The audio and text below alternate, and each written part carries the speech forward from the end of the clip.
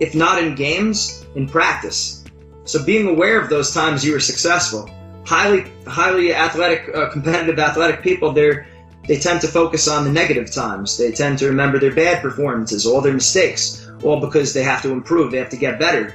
But confidence really suffers when all you focus on is the negativity, all the losses. So you should have a fresh list. Put it down on paper. Past successes, past times you've done anything well related to the sport. So now when you look at this paper, and really should be looking at it about 4 or 5 times a week at least, you're looking at it and you're saying, hey, I'm a real good competitor. I'm a very good athlete. That's the mindset you want to step in.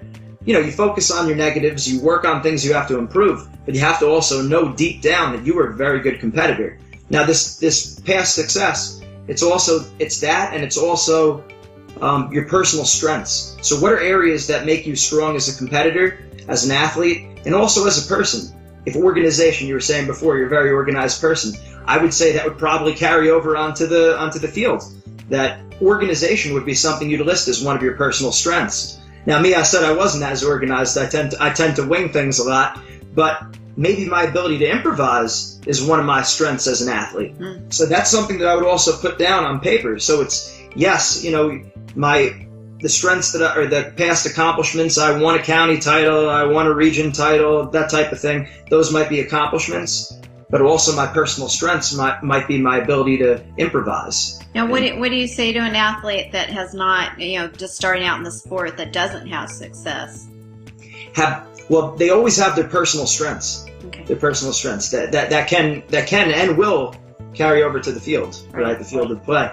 But also, I mean, they probably are not, even though they're competing maybe for the first time, I'm sure they've practiced before.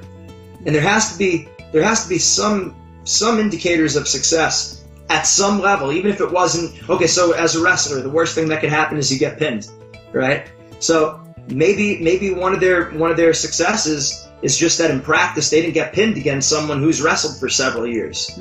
You know what I mean? So even if it might not seem like a win or a success to maybe the general population, really be picky here. Like, go digging, really dig down for anything that could be seen as a positive thing, right? And we're very good, by the way, at picking out something negative or a loss. Right. We're very good at digging for a loss to tell ourselves why we're not good enough. We have to be equally good at digging for a personal strength or a past success. Yeah. So that clarifies the past performance. That's one way to build confidence. The next way is other people's performance. Okay, so one of my favorite acronyms is HOPE, H-O-P-E. Hold on, possibilities exist. Now there's another acronym with it.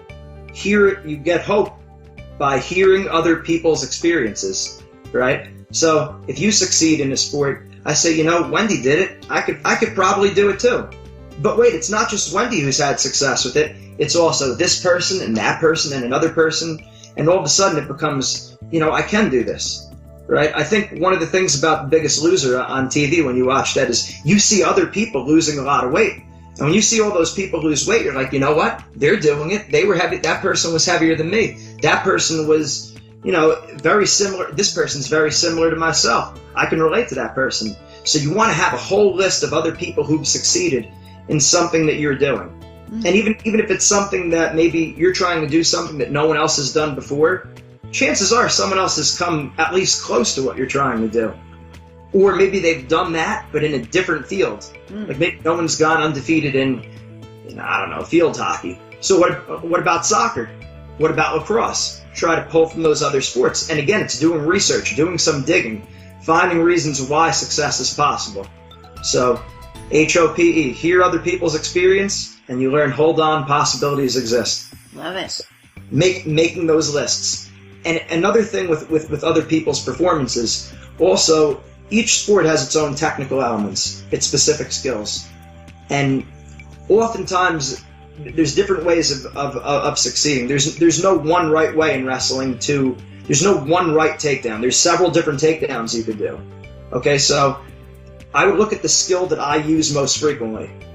And I would say, okay, who else at a high level succeeds using this skill?